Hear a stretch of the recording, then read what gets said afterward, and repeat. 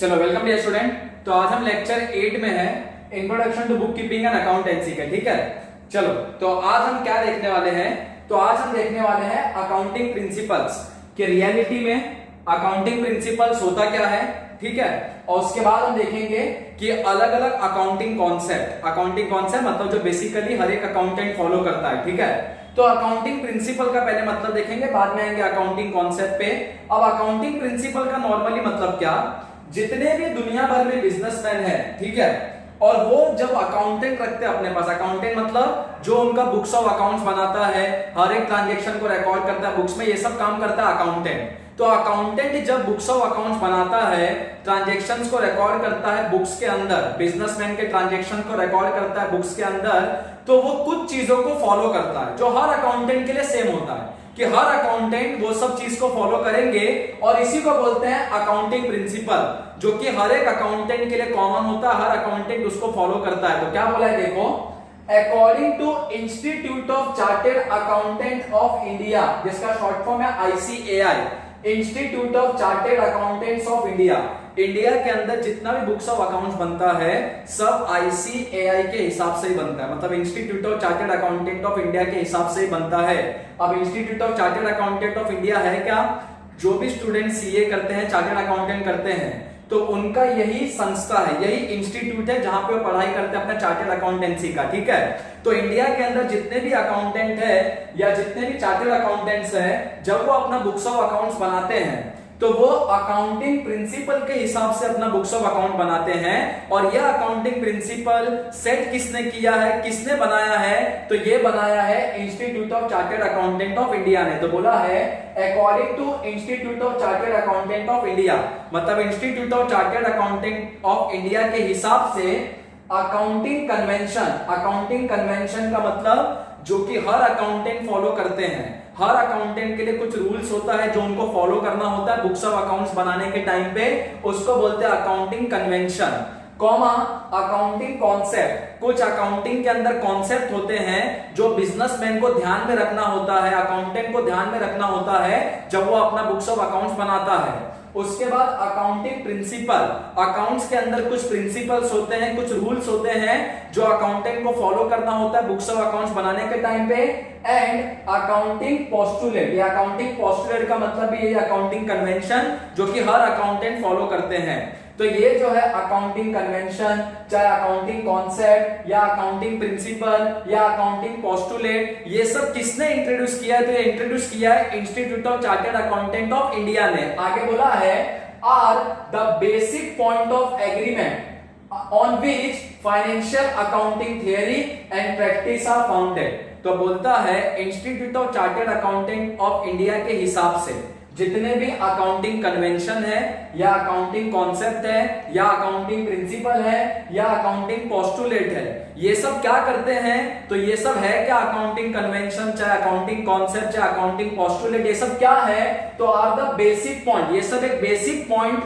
Are the basic point of agreement, ये सब एक बेसिक पॉइंट ऑफ एग्रीमेंट है on which financial accounting theory and practice are founded. मतलब जो भी फाइनेंशियल अकाउंटिंग थियरी है, मतलब जो भी फाइनेंशियल अकाउंट्स बनता है, बुक्स ऑफ अकाउंट्स बनता है, वो यही सब के हिसाब से बनता है, अकाउंटिंग कन्वेंशन के हिसाब से, अकाउंटिंग कॉन्सेप्ट के हिसाब से, अकाउंटिंग प्रिंसिपल के हिसाब से और अकाउंटिंग पोस्टुलेट के हिसाब से। तो ICAI institute of chartered accountant of India क्या बोलता है, जितने भी बुक्स ऑफ अकाउंट्स बनते हैं, फाइनेंशियल बुक्स ऑफ अकाउंट्स बनते हैं, वो किसके हिसाब से बनते हैं, अकाउंटिंग कन्वेंशन के हिसाब से, अकाउंटिंग प्रिंसिपल के हिसाब से, अकाउंटिंग कॉन्सेप्ट के हिसाब से एंड अकाउंटिंग पोस्टुलेट के हिसाब से। बोला है are the basic points of agreement on which financial accounting theory and practice are founded. तो बोलता है institute of chartered accountant of India की अकाउंटिंग कन्वेंशन, चाहे अकाउंटिंग कॉन्सेप्ट, चाहे अकाउंटिंग प्रिंसिपल, चाहे ये अकाउंटिंग पोस्टुलेट, ये सब क्या है,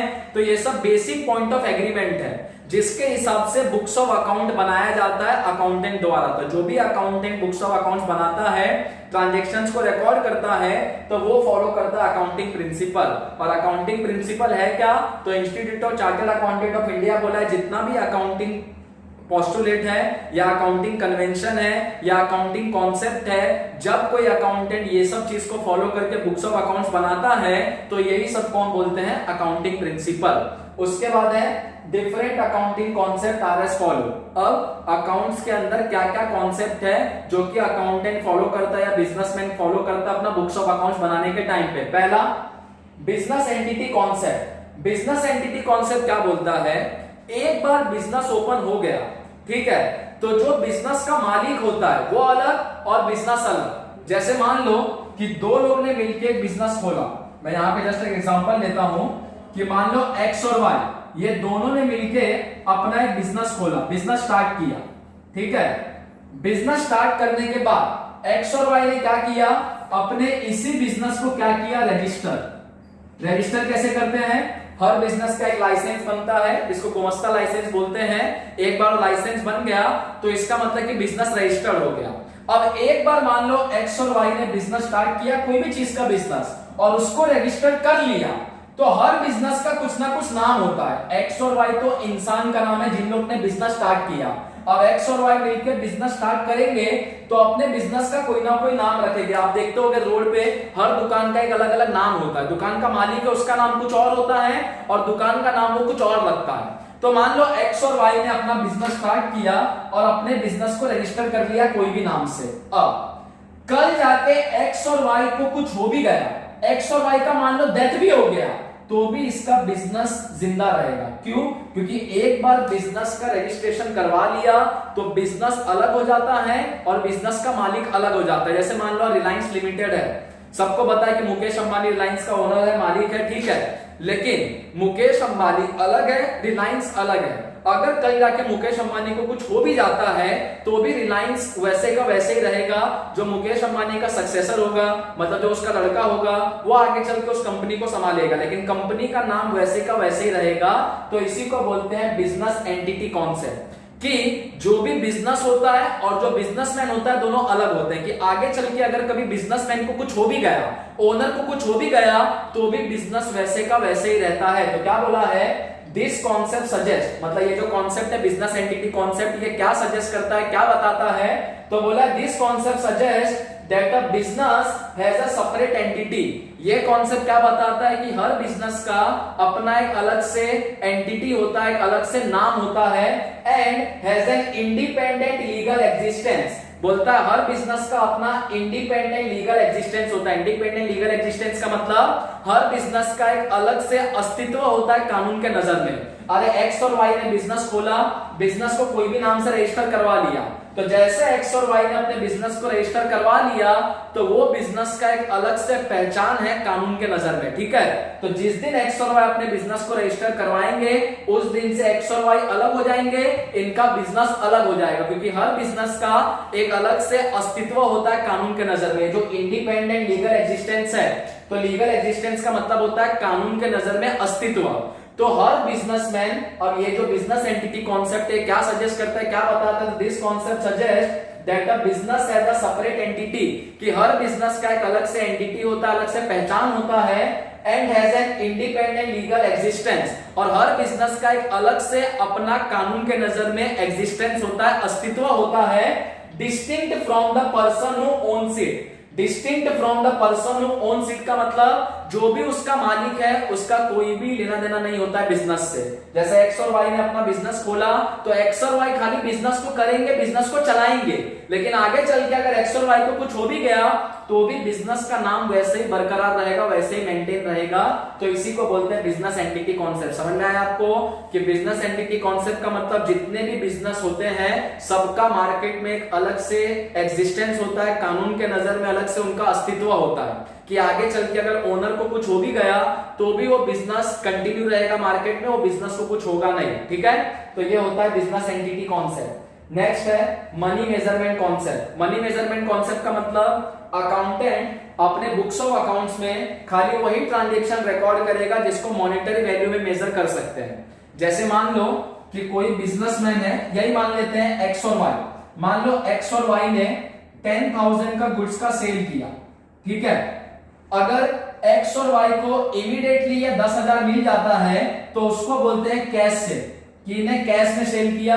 एक्स और वाई ने जिसको भी गुड्स बेचा उसने 10,000 रुपए एक्स और वाई को दे दिया, और यही 10,000 अगर एक्स और वाई को 2 महीने के बाद मिलता है तो उसको बोलते हैं क्रेडिट सेल।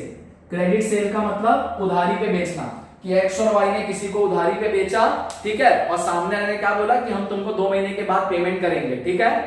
अब चाहे कैश सेल हो चाहे क्रेडिट सेल हो, दोनों ही केस में पैसा इन्वॉल्व है कि नहीं। खाली कैश सेल में क्या होगा, इमीडिएटली पैसा मिलेगा, क्रेडिट सेल में क्या होगा, बाद में पैसा मिलेगा। तो मनी मेजरमेंट कॉन्सेप्ट क्या बोलता है कि अकाउंटेंट खाली वही ट्रांजेक्शन को बुक में रिकॉर्ड करता है जहां पे पैसा इन्वॉल्व हो, चाहे इमीडिएटली पैसा मिले चाहे बाद में मिले, पैसा इन्वॉल्व है तो वो ट्रांजेक्शन को रिकॉर्ड करो, पैसा इन्वॉल्व नहीं है तो ट्रांजेक्शन को रिकॉर्ड मत करो। मान लो एक्स और वाई ने किसी को गुड्स दिया, मान लो एक्स और वाई का कपड़े का बिजनेस था, तो एक्स और वाई ने किसी को क्लोथ दिया और सामने वाले ने एक्स और वाई को मान लो स्टेशनरी का सामान दे दिया, ठीक है, तो इसको बोलते हैं बार्टर एक्सचेंज। क्या बोलते हैं इसको, barter exchange, barter exchange, barter exchange. और बार्टर एक्सचेंज में कभी पैसा नहीं आता। एक्स और वाई ने किसी को कपड़ा दिया, सामने ने स्टेशनरी का सामान दे दिया, पैसा कहीं पे आया, नहीं आया, तो पैसा कहीं पे नहीं आया तो उसको बोलेंगे नॉन मॉनिटरी ट्रांजेक्शन। तो अकाउंटेंट खाली कौन सा ट्रांजेक्शन को रिकॉर्ड करता है बुक्स में, जो मॉनिटरी ट्रांजेक्शन होता है जहां पे पैसा इन्वॉल्व होता है, चाहे कैश में हो चाहे क्रेडिट में हो। पैसा है तो उसको रिकॉर्ड करेंगे, कैश में है तो इमीडिएटली पैसा मिलेगा, क्रेडिट में है तो आज नहीं तो कल, 2 महीने बाद 3 महीने बाद तो पैसा मिलेगा ही, ठीक है।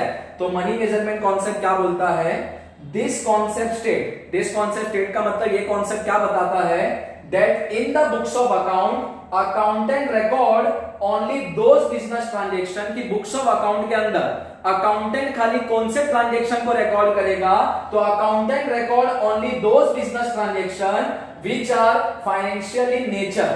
मतलब अकाउंटेंट खाली वो ट्रांजेक्शन को रिकॉर्ड करेगा बुक्स ऑफ अकाउंट में जो कि फाइनेंशियल इन नेचर है। फाइनेंशियल नेचर का मतलब जहां पे पैसा इन्वॉल्व है, और बोला है and capable to be express in monetary term. And capable to be express in monetary terms का मतलब जो भी मॉनिटरी ट्रांजेक्शन होगा अकाउंटेंट खाली उसी को रिकॉर्ड करेगा बुक्स ऑफ अकाउंट्स में, ऐसा बोलता है मनी मेजरमेंट कॉन्सेप्ट, ठीक है। और जहां पे पैसा इन्वॉल्व नहीं होगा, जैसे कि बार्टर एक्सचेंज होता है कि एक ने गुड्स दिया, सामने ने भी गुड्स दिया, यहां पे पैसा कहीं आया ही नहीं, ना इमीडिएटली आया कैश से, ना बाद में आने वाला है। एक ने गुड्स दिया, सामने ने गुड्स दे दिया, तो इसको बोलते हैं नॉन मॉनिटरी ट्रांजेक्शन। तो नॉन मॉनिटरी ट्रांजेक्शन को रिकॉर्ड नहीं करना है अकाउंटेंट को अपने बुक्स ऑफ अकाउंट्स में, ऐसा कौन बोलता है, मनी मेजरमेंट कॉन्सेप्ट। तो पहला कॉन्सेप्ट था बेसिक बिजनेस एंटिटी कॉन्सेप्ट, कि एक बार जब बिजनेस ओपन होता है तो बिजनेसमैन अलग हो जाता है, ओनर अलग हो जाता है और बिजनेस अलग हो जाता है, ठीक है। और मनी मेजरमेंट कॉन्सेप्ट क्या बोलता है कि अकाउंटेंट खाली वही ट्रांजेक्शंस को रिकॉर्ड करेगा अपने बुक्स ऑफ अकाउंट्स में जिसमें पैसा इन्वॉल्व है, जहां पे पैसा नहीं है उस ट्रांजेक्शन को रिकॉर्ड नहीं करेगा अपने बुक्स ऑफ अकाउंट्स में अकाउंटेंट, ठीक है। उसके बाद है कॉस्ट कॉन्सेप्ट। कॉस्ट कॉन्सेप्ट क्या बोलता है कि जो भी एसेट बिजनेसमैन या अकाउंटेंट अपने बुक में रिकॉर्ड करेगा, एसेट को रिकॉर्ड करेगा उसके कॉस्ट प्राइस पे। कॉस्ट प्राइस का मतलब जितने में एसेट खरीदा है उतने में रिकॉर्ड करेगा। क्योंकि देखो मान लो कि आज बिजनेसमैन ने कहीं से लैंड खरीदा, तो लैंड आज खरीदा, उसका कीमत था मान लो 1 लाख रुपया, ठीक है। आज लैंड खरीदा तो उसका कीमत था 1 लाख रुपया, लैंड का कीमत था, ठीक है। लेकिन मान लो कि 2 दिन के बाद यही लैंड का कीमत हो गया 1,05,000। तो जो अकाउंटेंट होता है जब वो एसेट को रिकॉर्ड करेगा अपने बुक्स ऑफ अकाउंट में, लैंड को रिकॉर्ड करेगा बुक्स ऑफ अकाउंट्स में, तो ये प्राइस पे रिकॉर्ड करेगा, ना कि ये प्राइस पे। मार्केट वैल्यू पे कभी भी एसेट को रिकॉर्ड नहीं किया जाता है, उसको रिकॉर्ड किया जाता है कॉस्ट प्राइस पे। कॉस्ट प्राइस का मतलब कितने में एसेट को खरीदा था, यही बोलता है कॉस्ट कॉन्सेप्ट। क्या बोला है, अकॉर्डिंग टू दिस कॉन्सेप्ट, ये कॉन्सेप्ट के अनुसार an asset of the business is recorded in the books of account at the price paid to acquire it।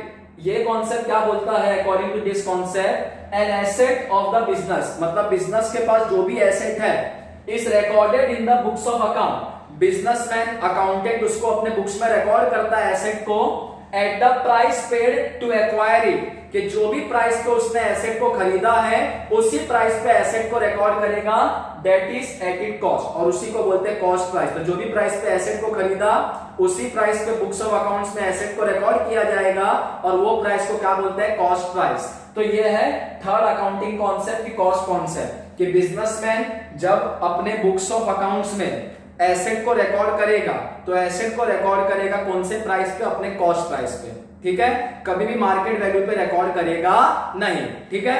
उसके बाद है नंबर 4 कंसिस्टेंसी। अब अकाउंट्स के अंदर ना बहुत सारे मेथड्स होते हैं, ठीक है।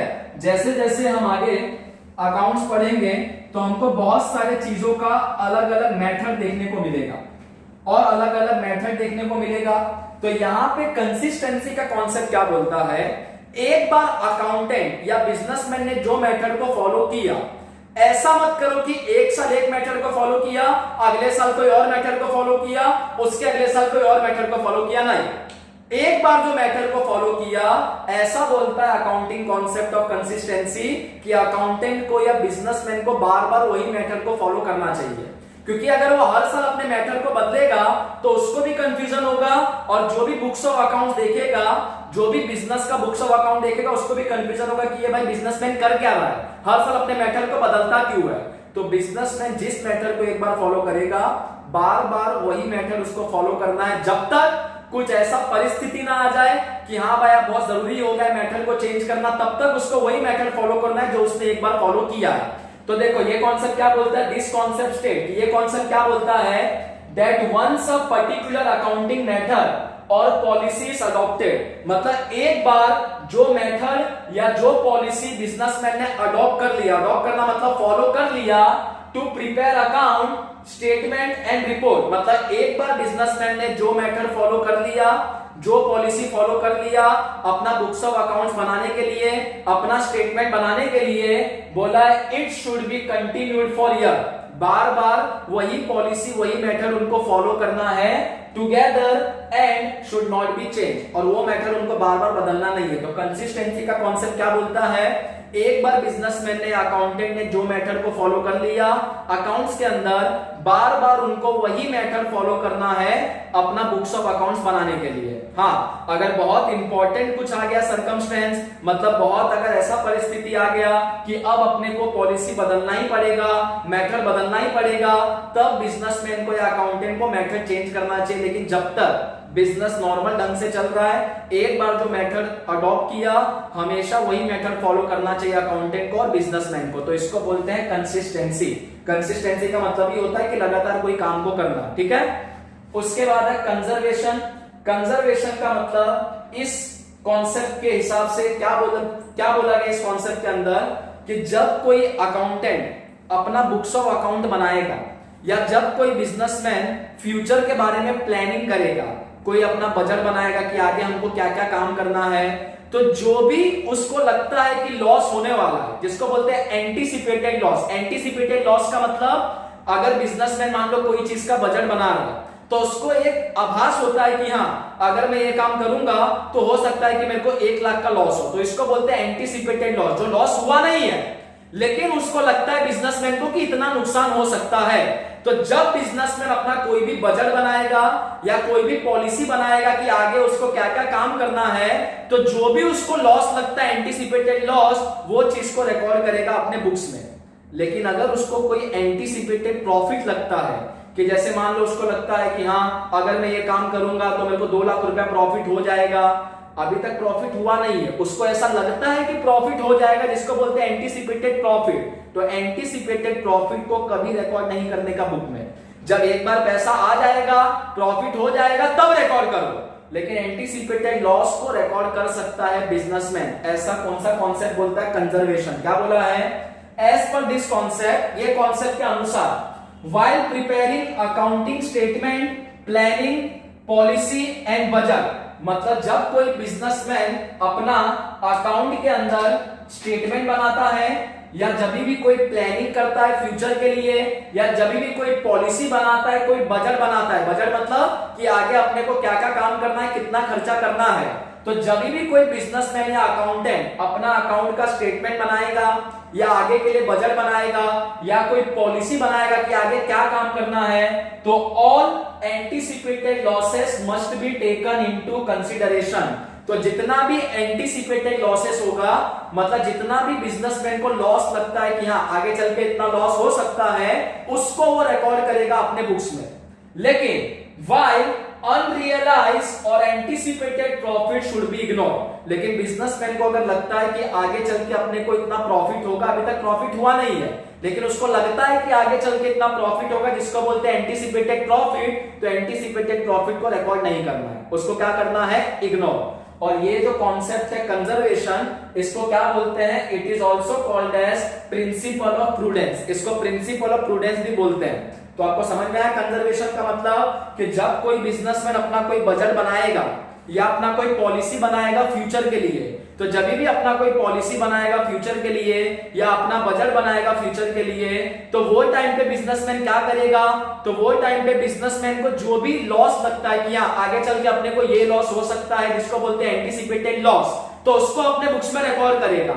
और अगर बिजनेसमैन को ये लगता है कि यहाँ आगे चल के अपने को ये प्रॉफिट हो सकता है, लेकिन प्रॉफिट अभी तक हुआ तो नहीं है, तो वो प्रॉफिट को कभी वो रिकॉर्ड नहीं कर सकता अपने बुक्स ऑफ अकाउंट्स में। ठीक है, तो ये है principle of concept of conservation. ठीक है, तो यहां हमने क्या क्या देखा, पहले अकाउंटिंग प्रिंसिपल, तो institute of chartered accountant of India के हिसाब से अकाउंटिंग प्रिंसिपल मतलब क्या, जितने भी अकाउंटिंग कन्वेंशन है या अकाउंटिंग कॉन्सेप्ट है या अकाउंटिंग प्रिंसिपल है या अकाउंटिंग पोस्टुलेट्स है, मतलब जो सब अकाउंटेंट को फॉलो करना होता है, तो ये सब एक बेसिक चीज है, एक बेसिक पॉइंट ऑफ एग्रीमेंट है जो हर अकाउंटेंट फॉलो करेगा बुक्स ऑफ अकाउंट्स बनाने के टाइम पे। फिर हमने देखा अकाउंटिंग कॉन्सेप्ट, पहला देखा बिजनेस एंटिटी कॉन्सेप्ट। ये कॉन्सेप्ट क्या बोलता है, एक बार ओनर ने अपना बिजनेस ओपन किया, तो बिजनेस ओपन करने के बाद बिजनेस अलग हो जाता है और उसका ओनर अलग हो जाता है, मालिक अलग हो जाता है। ठीक है, कि आगे चल के अगर मालिक को कुछ हो भी गया तो भी बिजनेस कंटिन्यू रहेगा। ठीक है, उसके बाद है मनी मेजरमेंट कॉन्सेप्ट। ये कॉन्सेप्ट क्या बोलता है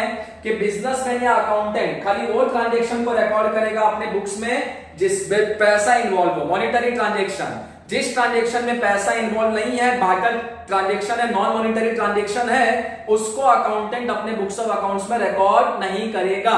उसके बाद थर्ड है कि कॉस्ट कॉन्सेप्ट। कॉस्ट कॉन्सेप्ट क्या बोलता है, जो भी एसेट्स होता है, ठीक है, जब बिजनेसमैन या अकाउंटेंट एसेट्स को रिकॉर्ड करेगा अपने बुक्स में, तो एसेट्स को रिकॉर्ड करेगा कौन से प्राइस पे, कॉस्ट प्राइस पे, कभी भी एसेट को मार्केट वैल्यू पे रिकॉर्ड करेगा नहीं। उसके बाद था कंसिस्टेंसी। ये मैटर क्या बोलता है, कॉन्सेप्ट क्या बोलता है कि एक बार जो अकाउंटिंग पॉलिसी या मेथड बिजनेसमैन ने सिलेक्ट किया अपना बुक्स ऑफ अकाउंट्स प्रिपेयर करने के लिए, अपना बुक्स ऑफ अकाउंट्स बनाने के लिए, पॉलिसी बनाने के लिए, जो भी मेथड एक बार अडॉप्ट किया, एक बार फॉलो किया, बार बार वही मेथड को फॉलो करना है, हर साल उसको बदलना नहीं है। हाँ, अगर कभी ऐसा परिस्थिति आ गया, सर्कमस्टेंसेस आ गया, तब वो चेंज कर सकता अपना मेथड बुक्स ऑफ अकाउंट्स बनाने का। ठीक है, और उसके बाद था कंजर्वेशन। ये कॉन्सेप्ट क्या बोलता है कि जब कोई अकाउंटेंट या बिजनेसमैन फ्यूचर के लिए कोई भी बजट बनाता है या फ्यूचर के लिए कोई भी पॉलिसी बनाता है, तो जो भी उसको लॉस लगता है कि आगे चल के होने वाला है, जिसको बोलते हैं एंटीसिपेटेड लॉस, जो अभी हुआ नहीं है लेकिन बिजनेसमैन को लगता है कि आगे चल के हो सकता है, तो एंटीसिपेटेड लॉस को अपने बुक्स में रिकॉर्ड करेगा। लेकिन अगर उसको लगता है कि आगे चल के कोई प्रॉफिट होने वाला है, एंटीसिपेटेड प्रॉफिट, तो वो रिकॉर्ड नहीं कर सकता अपने बुक्स में। ठीक है, उसको इग्नोर करना होगा एंटीसिपेटेड प्रॉफिट। और ये जो कंजर्वेशन का कॉन्सेप्ट है, इसको प्रिंसिपल ऑफ प्रूडेंस भी बोलते हैं। ठीक है, तो ये था आपका डिफरेंट अकाउंटिंग कॉन्सेप्ट नंबर 5 तक। और भी अकाउंटिंग कॉन्सेप्ट है, हम देखेंगे इसके बाद। ठीक है, तो आप लोग इतना कॉपी कर दो, कुछ अगर आपको डाउट होगा तो आप मेरे को मैसेज करके पूछ सकते हो। ठीक है, बाकी आप इसको कॉपी करो, फिर देखते हैं इसके बाद का कॉन्सेप्ट।